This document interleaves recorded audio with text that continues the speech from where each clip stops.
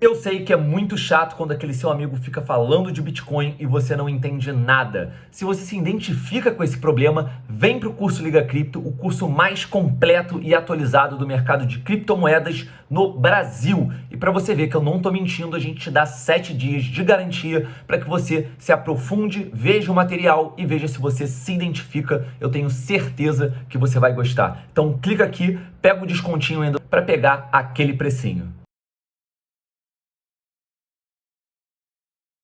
E se a gente for ver, tem um detalhe interessante que eu acho assim, aparentemente isso tem funcionado de uma maneira absurdamente boa, porque enquanto o Bitcoin caiu, né, do all-time high, o Bitcoin caiu 74%, agora ele deve estar 70% abaixo. Né? O GMX também, como é um projeto que é de um ano atrás, o token também subiu, foi para $62. Em janeiro foi o all-time high e depois ele caiu até $11. Só que mesmo assim, ele se recuperou rápido e agora ele quase voltou para o all-time high. Então é bem curioso porque a plataforma aí que está, né, uma das principais, né, do Real Yield com taxas reais, ela vem sendo talvez a criptomoeda com melhor performance esse ano, né? Então isso que tem bastante gente. Eu acho legal quando vocês mostram também da quantidade de taxas comparado com os outros ativos, porque teve dia que gerou mais taxa que o próprio Bitcoin, não foi isso? Na CryptoFees. É. Ontem foi um desses dias. E como é que vocês enxergam isso? Porque, teoricamente, muitas pessoas perguntam se tá no hype, o GMX tá no hype, tá todo mundo falando de GMX. Mas, ao mesmo tempo, a gente abre essa tela que o João abriu e tá gerando mais taxa que o Bitcoin.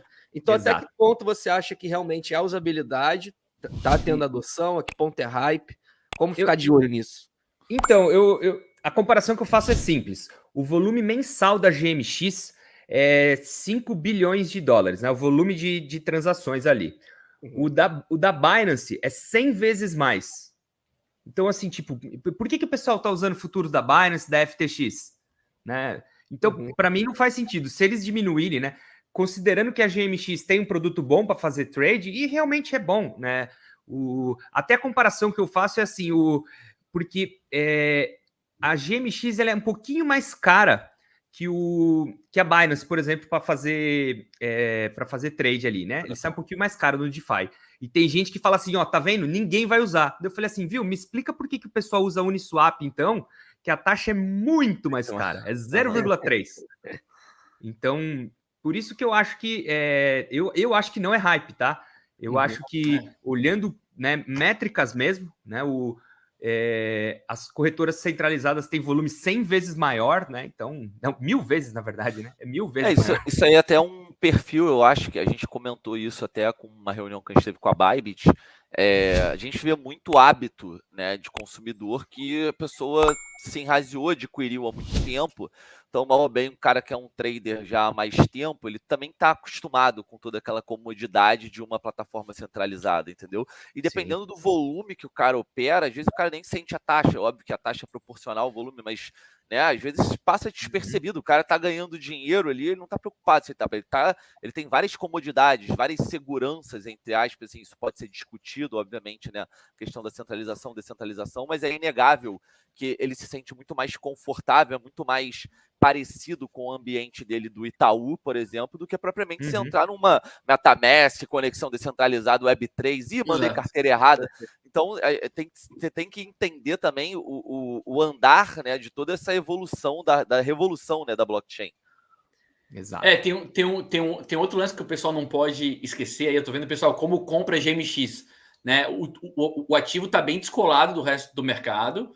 Há menos de mês atrás custava $13, $15, agora está precificado em $50. Então, nada disso que a gente está trazendo aqui para a galera sair comprando desesperada, né? Façam aí as suas próprias pesquisas. A GMX ainda tem uma capitalização de mercado relativamente pequena, mas existe, por exemplo, a GNS, que tem uma capitalização de mercado ainda muito menor, algo próximo da casa dos $50 milhões, que é uma capitalização de mercado muito pequena.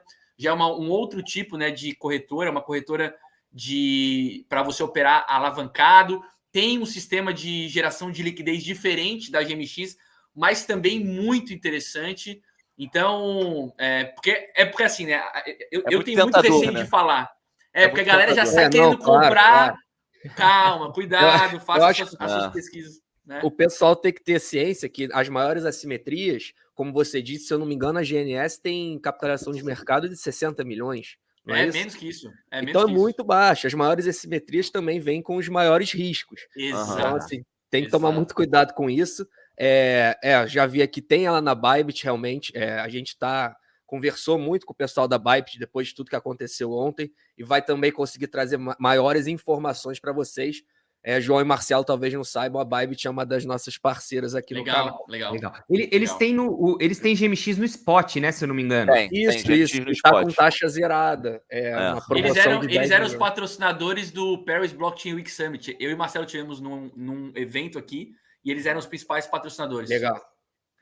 Seria legal se eles colocassem a GMX nos futuros também, hein? Pra galera. Que aí quem gosta de fazer trade. Mas acho que o João falou da GNS, que eu vi vocês falando também, fez o dever de casa, e eu achei muito interessante o mecanismo de queimar. Ela começou com supply e agora está com menos do que ela começou, não é isso? Exatamente. É um mecanismo de geração de liquidez também diferente de tudo que a gente já viu, é um mecanismo de liquidez novo. Quem me apresentou a GNS foi o Marcelo, eu não conhecia, mas basicamente eles têm 3 camadas de liquidez, né? A primeira camada é uma pool GNS DAI, que você só encontra lá na QuickSwap, que é a principal DEX da Polygon, né? A GNS ela está na Polygon. Ela tem a segunda camada de liquidez, que é a principal, que é um cofre de DAI. E ela tem a terceira camada de liquidez, que é um backstop, que é o próprio token GNS. Como que funciona, né? Como que você paga o trader? Você paga o trader caso ele tenha um PNL positivo, tirando o DAI do cofre e pagando o cara. O cara abre a operação com DAI. Se ele tem uma operação positiva, a operação é paga com DAI do cofre. Se o cofre é esvaziado, se ele tem um TVL menor do que o TVL que ele deveria ter, os caras emitem GNS para comprar DAI e preencher o cofre novamente. Mas, operação alavancada, como o Marcelo falou, na média as pessoas perdem dinheiro. Então, a tendência é que a casa sempre ganhe. Então, o que acaba acontecendo? Ao invés de tu emitir GNS para comprar DAI, o que está acontecendo desde o lançamento da plataforma?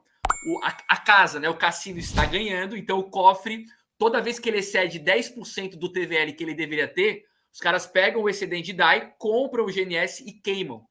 Ou seja, a emissão de GNS, ela flutua. Né?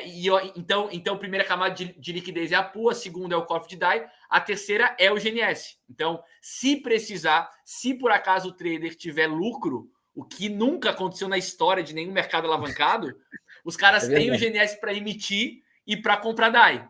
Então, como os caras sabem que isso não vai acontecer, a tendência é que o supply sempre diminui. Então, começou com 38,5, agora está em 28 milhões, e a tendência é que continue diminuindo. Mas à medida que tu vai tendo menos token em circulação, o preço dele vai subindo, e aí para tu queimar, a velocidade de queima ela vai diminuir, tá?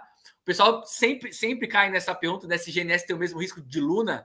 São coisas diferentes, né? Luna, tu tinhas isso. Luna e tinhas o ST, né? Então, então você emitia Luna...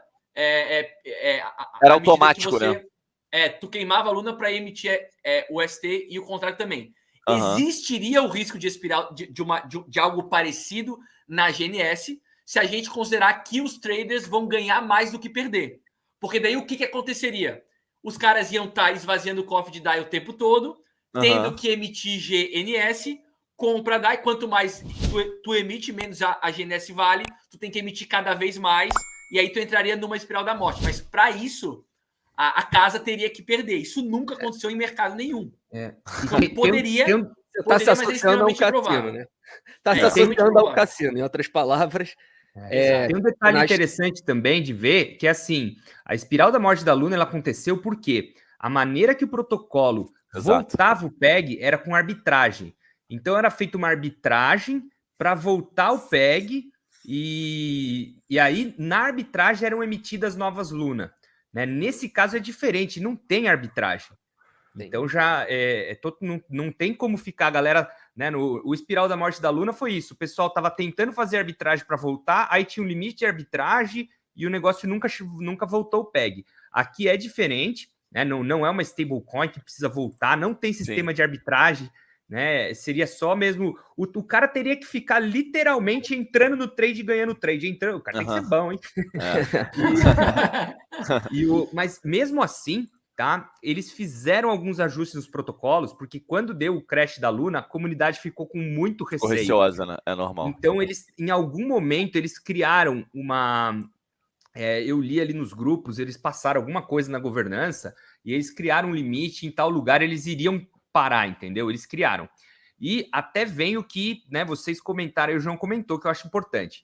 Quanto menor o market cap, é um protocolo mais novo, então a gente tem que ficar de olho, mesmo assim, tá? Eu acho que são bem diferentes, mas tem que ficar de olho, porque eles também têm um pouco dessa preocupação, e é por isso que quando eu faço, né, quando eu começo a investir nesse tipo de token, eu entro de cabeça, assim, eu acompanho o grupo todo dia, eu quero saber tudo o que está acontecendo, porque é uma startup que acabou de ser lançada. Então, eu também acho que tem que ter um certo receio e acompanhar para ver o que está acontecendo. Claro. Um outro ponto interessante é que na GNS o APR é pago em DAI, é pago em stablecoin. Que não é outro ponto lá, então. É um outro ponto que diferencia, porque assim, tu tira do cofre para pagar todo mundo, né? Então é um outro ponto que diferencia a GNS da GMX, né?